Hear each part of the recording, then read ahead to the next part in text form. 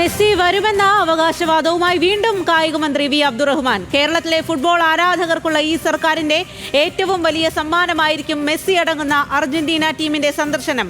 വസ്തുതകൾ മനസ്സിലാക്കാത്ത വ്യാജ പ്രചാരണങ്ങളാണ് ഇപ്പോൾ നടക്കുന്നതെന്നും അബ്ദുറഹ്മാൻ. കേരളത്തിൽ വരില്ല എന്ന് അർജന്റീന ഫുട്ബോൾ അസോസിയേഷൻ ഇതുവരെ അറിയിച്ചിട്ടില്ല എന്നും കായിക മന്ത്രിയുടെ ഓഫീസ്. അർജുനാണ് വിവരങ്ങളുമായി ചേരുന്നത്. അർജുൻ, ഇതിലൊരു സ്ഥിരീകരണമായിട്ടുണ്ടോ? ഇപ്പോൾ മന്ത്രി എന്താണ് പറയുന്നത്?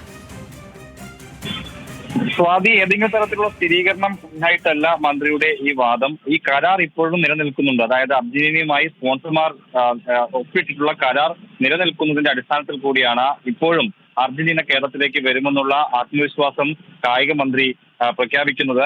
ഇത്തരം വലിയ പ്രതിസന്ധി ഉണ്ടാകുന്ന ഘട്ടത്തിൽ കൂടിയും അവകാശവാദവുമായി അദ്ദേഹം വീണ്ടും രംഗത്തെത്തി എന്നുള്ളതാണ് പ്രധാനപ്പെട്ട കാര്യം. കേരളത്തിലെ ഫുട്ബോൾ ആരാധകർക്കുള്ള ഈ സർക്കാരിന്റെ ഏറ്റവും വലിയ സമ്മാനമായിരിക്കും മെസ്സി അടങ്ങുന്ന അർജന്റീനൻ ടീമിന്റെ സന്ദർശനമെന്നാണ് അല്പസമയം മുൻപ് കായിക വകുപ്പ് ഓഫീസിൽ നിന്നുള്ള വാർത്താക്കുറിപ്പിൽ പറയുന്നത്. നമ്മുടെ ഫുട്ബോൾ മേഖലയ്ക്ക് വലിയ പ്രചോദനം നൽകാൻ മെസ്സിയുടെയും സംഘത്തിന്റെയും സാന്നിധ്യത്തിന് സാധിക്കും.